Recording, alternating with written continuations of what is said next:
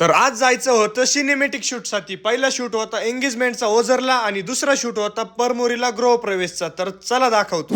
तर नमस्कार. आज सकाळी सकाळी निघालो होतो दादांना घेऊन ओझरला. तर मला काही रस्ता माहित नव्हता, त्यामुळे त्यांना म्हटलं तुम्ही माझ्यासोबतच चला. आता तुम्ही म्हणाला ओझरचा पण रस्ता माहित नाही. रस्ता तर माहिती पण तो हॉल कुठं होता ते माहित नव्हतं. तर त्यांना म्हटलं माझ्यासोबत चला. तर तिथं पोहोचल्यानंतर आपण सिनेमॅटिक काही कंटेंट शूट केले आणि महत्वाचं म्हणजे शूट साठी लागत असते म्हणजे स्टॅबिलिटी. तर आपला मोबाईल हा एकदम स्थिर आणि स्टेबल राहिला पाहिजे. आणि कंटेंट घेणं हे इतकं काय अवघड नसतं, पण कंटेंट कोणते घ्यायचे हे खूप अवघड असतं. पोरांनो, तुम्हाला जर छान शूट आणि एडिटिंग जमत असेल तर तुमची कला ही लोकांना दिसू दे. अशी आतल्या आत ठेवून काहीच फायदा नाही. एंगेजमेंटचा शूट झाला आणि तिथून निघालो, त्यात आकाश भाऊचा फोन आला. म्हणे दादाचा आणि वहिनीचा वेलकम एंट्रीचा शूट करायचा. तर म्हणलं ठीक आहे चालेल, घरी आलो का मी लगेच तिकडे येतो. तर तिथं आल्यानंतर आपण तिथला पण शूट चालू केला. आणि मित्रांनो, शूट साठी लागणार कंटेंट हे आपण स्वतः तयार करायचं. व्हिडिओ काढत असताना एक मिनी सेकंद विचार करायचा की हे कंटेंट आपल्याला शोभल की नाही, त्यानंतर व्हिडिओ काढायचा. आणि त्यानंतर ताईंनी त्यांच्या सासरी नवीन घरी प्रवेश केला आणि नाव घेणं ही आपली पूर्ण प्राचीन काळापासून चालत आलेली परंपरा आहे, ते तर घ्यावंच लागतं. तर तिथं पूर्ण त्यांची फॅमिली जमली होती. तर एकदम छान असा